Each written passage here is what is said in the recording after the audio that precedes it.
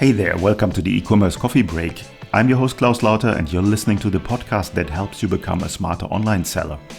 In today's episode, we discuss how peer-to-peer returns help you dramatically reduce shipping costs. Joining me on the show is Manish Chowdhary, founder and CEO of Cahoot.ai. So let's dive right into it. Hello, welcome to another episode of the Ecommerce Coffee Break podcast. Today we want to talk about peer-to-peer returns and how they help dramatically reduce your shipping costs. Now, we have spoken a lot of shipping, but never on returns. And returns is something that obviously a lot of merchants have to deal with on a daily basis. And we want to dive really deep into this. Joining me today on the show is Manish Chowdhary. He's the founder and CEO of Cahoot.ai, the world's first peer-to-peer order fulfillment network. He's a serial entrepreneur who started his journey from his dorm room at the University of Bridgeport. Manish specializes in e-commerce strategy, supply chain optimization, and business innovation. He holds 10 US patents and an honorary doctorate from his alma mater. So let's welcome him to the show. Hi, Manish. How are you today? Claus, thank you for having me. I'm doing great. Manish, last time you were on the show, we were talking about peer-to-peer, but not in regards of returns. Now, returns is for most merchants out there a big headache, and there's a lot of misconceptions out there. Tell me a little bit about what's the biggest challenge that merchants have with returns. Yes, returns are a huge pain point. It is a significant drain on brands' profits, and especially at a time when we are talking about tariffs, profitability for Shopify brands is at record low. And I'm super excited to share this very innovative but highly profitable solution ever created. This is unlike anything else, folks. So you want to stick around till the end. Certainly. So let's start with the concept of peer-to-peer returns. How do they differ from normal returns? Yeah. So for those of you who are watching the video piece, the way how returns work right now is Amy in Los Angeles wants to return an item, whether she decides to ship the item to the brand or whether she drops it off at a local store or even at a post office or what have you. Ultimately, the item, no matter which method it is used, comes back to the brand's warehouse, which in this case, let's say it's located in Dallas, Texas. So once the brand receives the box, the package, they open the box, they inspect the items, and if the item is in reasonably good condition, they will try to restock the item, and all that burden of all of that falls with the brand. And brand also usually pays for shipping the item from Amy to the warehouse. That's the way how returns work today. And then if the item is good enough, they will restock it on the shelf with the hopes of selling it to another customer. And in many cases, the window to sell the item and recover and recycle this item is very limited. I'm in New York area, so I'm not buying swimsuits right now. So that is something and the sweaters that are going to be returned in February is not going to be purchased after March. So this is a very, very big problem for not just brands and retailers, especially in the apparel vertical, where the returns can be as high as 30 to 40%. On average, the return is about 16 to 18% in e-commerce. So this is a huge drain in seller profits. No, it makes perfect sense. Specifically, you mentioned fashion industry. There is a high turnover. Seasons come and go. So everything needs to be quick. And then if somebody's returning the thing after like 30 days, you as a reseller have a problem on hand. So talk me through the old way and talk me through the peer-to-peer way. Exactly. So the old way is the brands paying for the shipping twice, taking over all the burden themselves. But the new way, the peer-to-peer way, is going back to the example. Remember, Amy is in Los Angeles. She's returning the item. And Sarah is in Wyoming. She is looking to buy the item. If Amy could ship the item directly to Sarah by bypassing the warehouse entirely, this creates incredible value for the brands. And it has tons of benefits, which I'm happy to share. Now, that's an interesting concept. I've never, but I mean, before we started recording, you said there will be a surprise for me. And that's definitely surprising what you just said there. Tell me a little bit about the technology behind that. How do you ensure that the right items do get to the right people? That's a great question. So before I answer that, Claus, I'd like to go over the economic benefits, of the solution, because why is it even worth listening, right? Why should the brands should be paying attention at the edge of their seat, and they should stay through for the entire duration of this podcast? This is a real example, real item. We perform millions and millions of dollars of shipping, so we know a thing or two about shipping. So this is about a pound and a half, 1.5 pound item, real jeans, real dimensions, real cost. So Amy shipping it to the warehouse will cost you $8.29. $6.50 is the warehouse processing, restocking, and reshipping fee to Sarah, which is another $8.29. Altogether, the old way will cost you about $23. And the new way, the peer-to-peer way, will cost you 64% less. And that is not all. So 64% less cost and 4 times faster, because the old way, Amy returns the item to the warehouse in Dallas. That takes 3 days. The warehouse, if they've got their act together, most brands and retailers, because they've got so many things going on, they choose to ignore their returns. They actually look the other way. They actually throw out 20% of their GMV out the door, easy. And that money is never to be found, never to be seen. And then, the warehouse ships it to Sarah. That's another 3 days. Peer-to-peer can happen in as little as 3 days, 4 times faster. And we all know the impact of the environment. Especially the Gen Zers, they are highly concerned about the environment, as we all rightly should. So every brand is struggling to find a eco-conscious, environmental-friendly solution. Just getting the customer to pay for carbon footprint emission, to me, frankly, Claus, that is an insult. You're buying carbon credits. You're doing nothing to help the planet. This one, you're actually doing something about it. And your customers know that. Customers know when you're putting a lipstick on something that is purely fake, whereas this is you're cutting down carbon emission, more than half the carbon emission through the solution. So this is good for the business, good for the planet, and good for, the bottom line. Mm-hmm. No, I definitely see the advantages of doing this. Now, brings me back to how does it work in real life? Because there's a lot of data going obviously on. Yes. And this is not data that a normal platform like Shopify, like Amazon can deal with. Exactly right, Claus. So I want to take you through the how, now that we know the incredible benefits of this technology and the solution.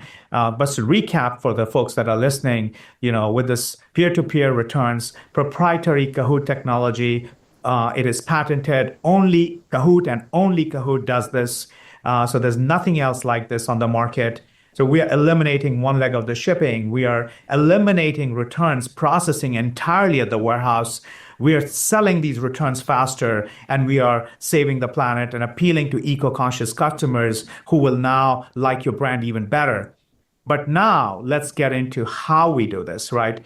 So remember, Amy is the one returning the item from LA, and Sarah is the one buying the item. So if you look at the product details page, and for those of you who are looking at the video, you will see right below the buy button, once Amy processes her return, and if the return is in good condition, we call it like new, because we will call it like an open box, because it may not have the pristine packaging, but there's nothing wrong with the item. Remember, folks, return is not used item. Return is brand new items that is just, we're bypassing the warehouse, and we are now offering this to Sarah.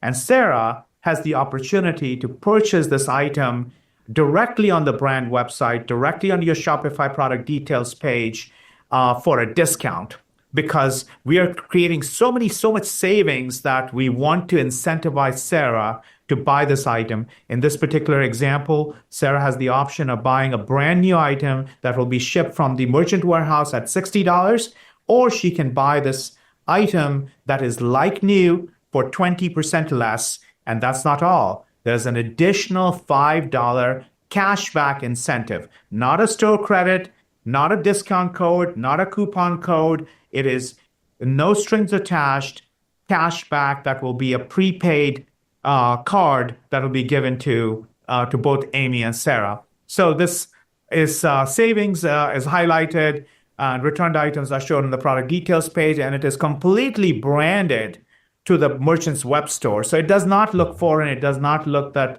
it is not part of the organic experience. So it does not compromise any of the branded shopping experience, and it's real time. So the inventory, so for example, in this particular example, as you're looking, we only have 3 items like new available. You may have hundreds of items that will ship from the warehouse, but these are in scarce supply. So this will also create additional loyalty for the brand, because now the customer has a couple of additional options. If I'm looking for a deal, I'm more likely to check out, the page and grab that item before it's gone.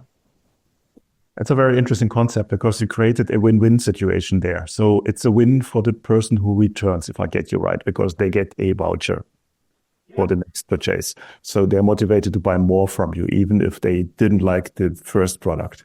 This second person, the receiver, gets it cheaper, gets also a benefit out of it. And then obviously you as an online seller save a ton of work, and you still make money, or basically don't lose money on the returns. Now, when it comes to this whole cashback scenario, from a management side of it, how do I manage this as a merchant in the back end? The best part is, Claus, I'm so glad you asked that question. It is fully automated. Kahoot manages all of that. The brand doesn't have to do any of it. So we represent the brand, and we communicate directly. We issue those rewards, and it all happens automatically. So brand doesn't have to do anything additional. They just install the Kahoot app. We download the data, and I'll cover for the merchants who might be interested in the solution how they can get started with Kahoot, which I'll cover. But it is very, very simple for the brand, and they can get onboarded very easily. It's not a heavy lift at all. Okay. Now, is that the peer-to-peer network is basically the network are your clients? So there is no warehouses. Do you have to do this with all your products, or can you pick the products where you want to offer the service, and then other products you want to get back to your warehouse for some reasons? Yeah, great question. So this is not a all or nothing, so essentially, one, we can pick the items that may be suitable for peer-to-peer, and not every item will qualify for peer-to-peer. Remember, the item has to be in a great condition. So we have a lot of technology that Kahoot has implemented. So there's a returns portal. So a lot of the Shopify merchants are familiar with return software, which essentially enables a customer to easily process a return. So Kahoot has a similar return portal where the returner, the customer that wants to return the item, will place in their request for return, and all of that will get processed. The merchant will log into the Kahoot software and issue the refund, or set up the rules to issue refunds.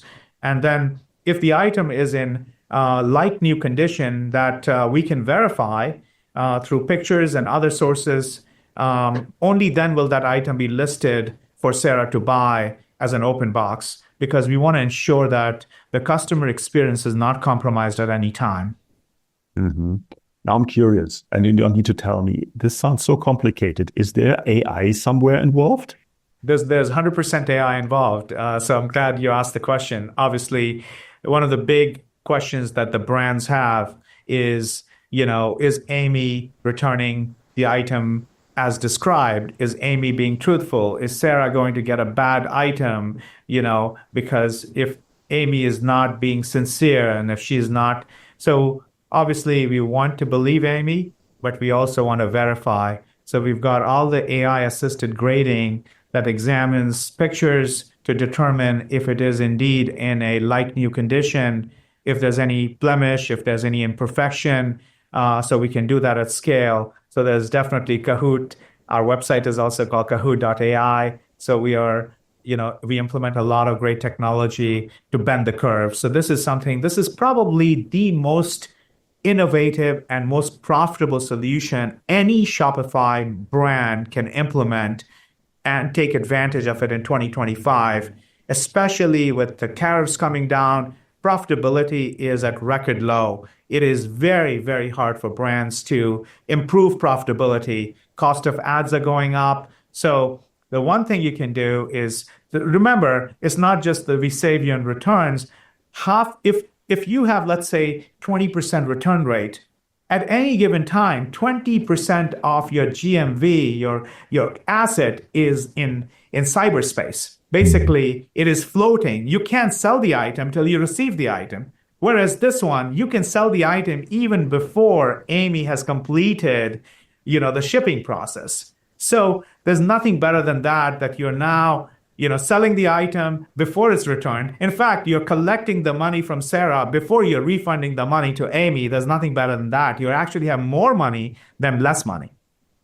No, it's true. A lot of DTC business out there are completely cash driven. And so if you get your cash flow optimized, that definitely helps. You mentioned before that the apparel fashion industry is one of the target groups. Are there other industries where this would work very well? We believe that over time, this is going to be the new standard for returns, Claus, because the days of free returns, no questions asked, are coming to an end. Just by way of example, if I buy a paperclip in store and I go home and I don't like the paperclip and I want to get my refund, I cannot call the store and say, hey, I don't like the item. They are not going to give me my 99 cents by just making a phone call. So why is that happening in e-commerce? It makes 0 sense. So all of that, you're going to see that this is the best time. So to answering your question, this is applicable to almost everything except, where you have food and hygiene, pharmaceutical. Those are the items that for safety reasons, for hygiene reasons, we cannot accept. But furniture, home decor, tools, automobile, auto parts, anything, apparel is a huge vertical, accessories, footwear. I mean, you name it, apparel and accessories have the highest rate of return. So those folks are going to get the maximum benefit because imagine 40% return rate for women's apparel in many cases. That is astounding. And frankly, and if you're giving 50, no questions asked, you're paying for all the returns. I mean, imagine how much your profitability is likely to go up if that 40% did not just vanish. Yeah, and I want to come back on the advantages for the seller and the new buyer is that you not only get a voucher, but you also sort of build up your brand and you give it to someone else. They get it cheaper and people are very conscious on what they spend right now in an economic situation that we're in. So I think it's really a win-win situation for everyone. Can you give me an example on a brand or a client of yours on what kind of KPIs, what kind of results they see? Yeah, so this is an example, like if you were to use a traditional return solution, which all the current solutions on the market, plus all they do is they make returns faster. That means it's great for the customer, but horrible for the brand. Yes, they are basically not investing as much time. So there's a dichotomy, there's a problem, right? If the brand makes it harder for the customer to return, the customer has a bad experience. So the brands have chosen to implement software that just makes it cheaper, or it just makes it faster for customers to return, which means the money is flowing out the door even faster.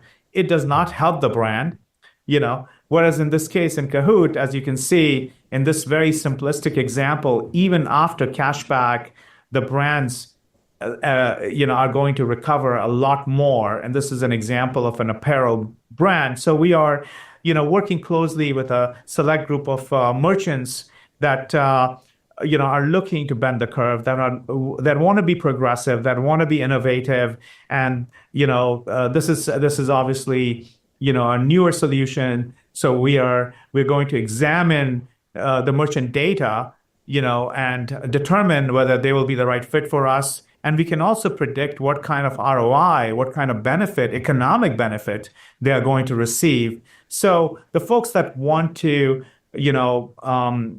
get on the ground floor of this because they will have some unique benefits with Kahoot because of the preferred pricing. And if they choose to continue with Kahoot, we will, obviously honor that as the early adopter pricing. So essentially what I would encourage your folks to do is, I will send you a URL that you can post. People can go fill out their form. These are the Shopify merchants, and we can examine their data. Everything stays confidential. And then if they are satisfied and they would like to take advantage of this special offer that we have, the window of that is going to be short. So I would encourage as many Shopify merchants that have at least $1 million in GMV. So they must have at least $1 million in gross merchandise value for us to work with them at this stage. And we will obviously make this more widely available in the future. So this is they can start their 2025 on the right foot. They can recapture some of the revenue, improve profitability, and this could be a win-win. No, absolutely. I want to take one step back. Can you walk me through the onboarding process? What kind of steps are involved and how long does it take you to get the merchant up and running? The onboarding process is essentially you install the Kahoot app, and then Kahoot will contact you to just implement some of the styling, and we have a guide that walks the user through some of the setup process. Depending on the size of the product catalog, there's not a ton of heavy lifting for the brand to do, and then essentially a little bit of training that my team will provide. So it is intended to be a low effort, high reward. And my team will be working very closely with these folks to ensure that they are successful and it is working for them. Okay. Oh, one question I need to ask, how do you earn money? What's your pricing structure behind that? Yeah, so as I shared with you, Claus, that right now we are making this available on a limited time basis to some of the early adopters. So there is no long-term agreement. We will be waiving even the subscription fee for something like this because this is so revolutionary and it can put hundreds of thousands of dollars back in the brand's pocket. So typically the solution would be priced at $1,000 per month, but we will waive that for the early adopters. So there will be no commitment, and we will only charge a small transaction fee per unit, which is a success fee. So it's a very low barrier to entry, but we are looking for the right partners who we can bring on in the early adopter program. Okay. For our listeners who are listening to the audio version, there is a video version with a presentation where you can dive a little bit deeper into and see some numbers in front of you. And I think it's an awesome solution. I've never heard of it. And Manish, you delivered on your promise to surprise me. A great solution. Before we come to the end of our coffee break today, is there anything that you want to share with our listeners that we haven't covered yet? Nothing more. I think I will include, I'll send you the URL that you can include for the folks that want to express interest. So they should just go out and fill out the form. And I know that the listeners, depending on when this podcast goes live, this could be the best thing they can do for 2025. So, don't be afraid of technology. I think change is here. Before the tariffs start hitting your bottom line, you need to find other ways to circumvent that or find other creative solutions. So creativity and embracing new technology is perhaps what's going to help the brand succeed and have a competitive advantage before this becomes common. It's like the people that got on Google Ads before Google Ads became all that popular, they enjoyed the lowest cost per click. And that's the same thing here. Yeah, the early adopters usually win. I'm a big fan of early adopting things. So if you listen to this, and this will be early January, and I know a lot of merchants out there in the beginning of the year are looking into their tech stack and looking into optimizing their business, this solution sounds for me like a great way to really create a win-win situation for everyone involved. Manish, thanks so much. I will put the links in the show notes as always, then you will be just one click away, and I hope a lot of our listeners will contact you. Thanks so much for your time today. Thank you, Claus. Thanks again.